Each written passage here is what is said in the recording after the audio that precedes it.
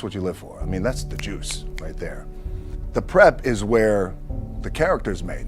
And I just don't mean the character I play, I mean the character in here. So for me, the prep is getting with the director, getting with the producers, getting with the writers, so in essence, it's like getting with all your coaches and your different position coaches and all the meetings that you have to have, right? So that's the work you put in. The key for me was, where does it start? What's the anchor? What's the anchor?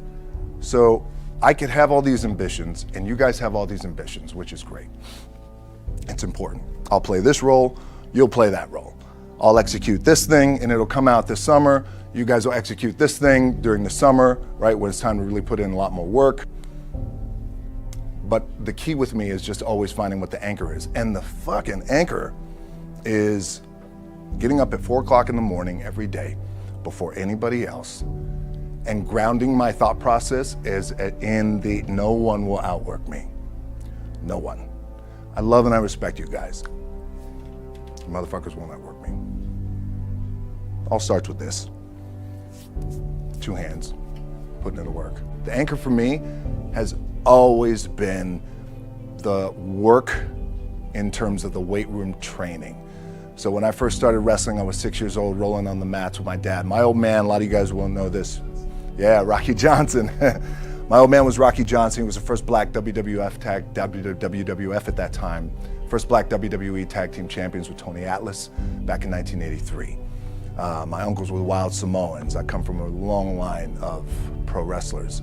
But before the wrestling part happened, I was just in the gym putting in the work. At 6 years old, rolling around on the mats. And finally when I could touch weights at 13, that's what I was doing.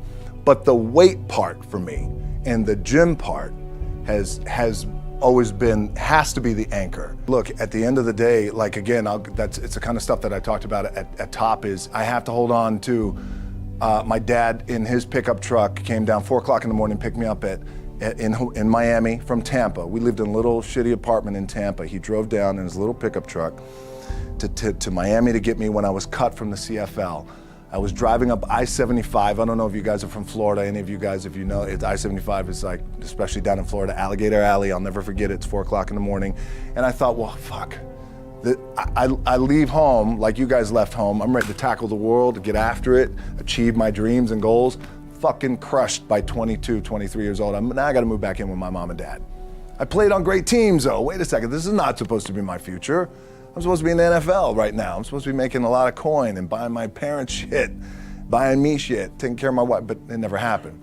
So I pulled out my wallet, I thought, well, let me see how much money I have.